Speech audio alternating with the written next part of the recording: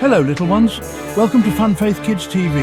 I'm Grandpa Noah and I have some wonderful stories to share with you about Jesus and his amazing miracles. Oh my, where shall we begin? Yes, let me tell you about the time Jesus calmed a big scary storm. Jesus and his friends were on a boat sailing across a big lake. The water was calm and everyone was happy.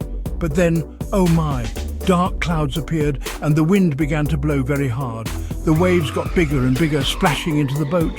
Jesus' friends were getting very wet and very scared. The storm kept getting worse and worse and the disciples thought they might sink.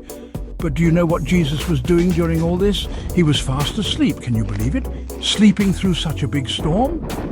The disciples were so afraid that they woke Jesus up. They cried out, "Teacher, don't you care if we drown?" They looked around for Jesus, and do you know what they found? He was fast asleep at the back of the boat. His friends woke him up crying, "Jesus, save us! We're going to sink!" Jesus stood up and looked at the storm. He wasn't afraid at all. He raised his hands and said in a strong voice, "Peace, be still!"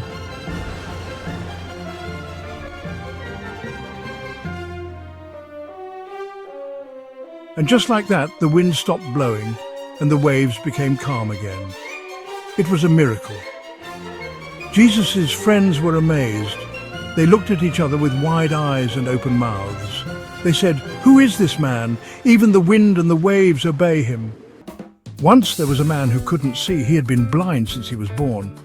Jesus touched the man's eyes and suddenly he could see everything. Can you imagine how happy he was?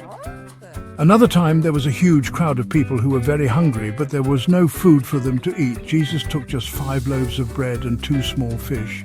He blessed the food and started sharing it. And guess what? There was enough food to feed 5,000 people. And there were even leftovers. These stories show us how powerful and loving Jesus is.